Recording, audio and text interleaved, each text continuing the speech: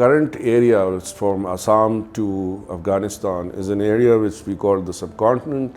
20+% of the world's GDP came from there. I mean, I'm not the one saying this is how facts are. Today, that region that was then the subcontinent, which we now classify as the South Asia region, does less than 5% of the world's total trade.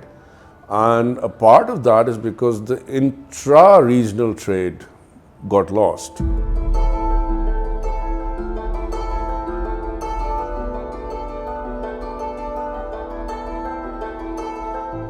Fast forward now to Cold War, end of Cold War, fall of Berlin Wall.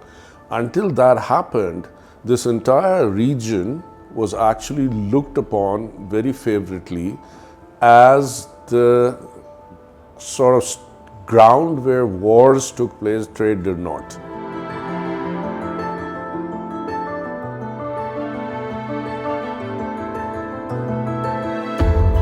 The method that we followed was that we looked at the overall trade context. We looked at who Pakistan imports and exports with, and then what could be the potential in the future. So we had a team of experts who were looking at different parts. So we used a metric which we decided to work with PREIA and DI and USAID on, is to basically look at highest impact, right, and easy to do. Specifically, the study that we conducted looking at the transit and trade requirements, infrastructure requirements for Pakistan for the next 40 years. Our particular focus was on A, how important it will be as a driver of growth for the general economy, and B, what are those sources of growth? We basically interviewed a lot of people from high level to low level. We did some basic modeling around this.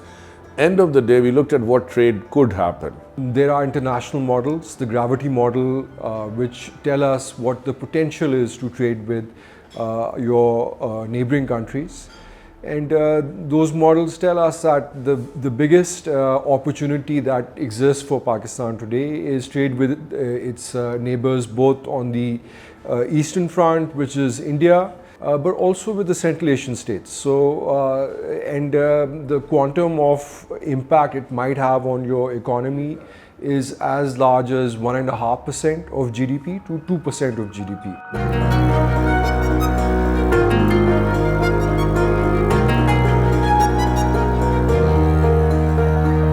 The further you trade, right, what is it? The total logistics costs of going there, getting there, both tariff-based and non-tariff-based, both outside the border, at the border, and behind the border, they all increase. Our tariffs are the highest in the world at this stage.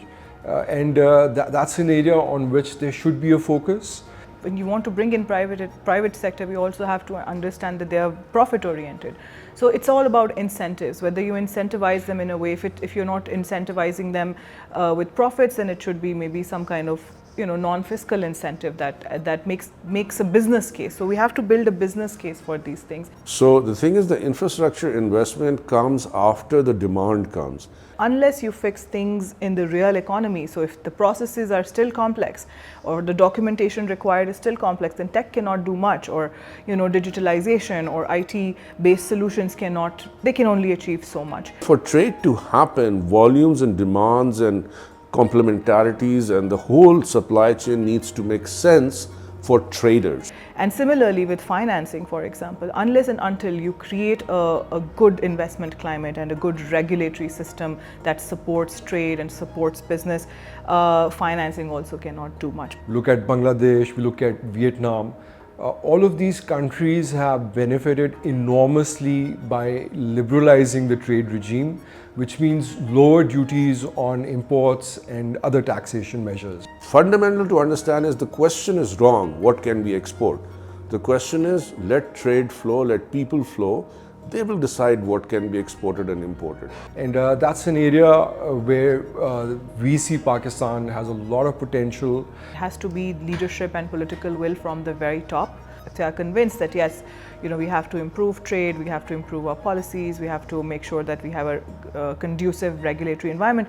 Then that has to be done consistently. This positivity has to stay consistent over a long period of time for this to result in any benefits? I think if these corrective measures take place, we will see in the very near term things start picking up.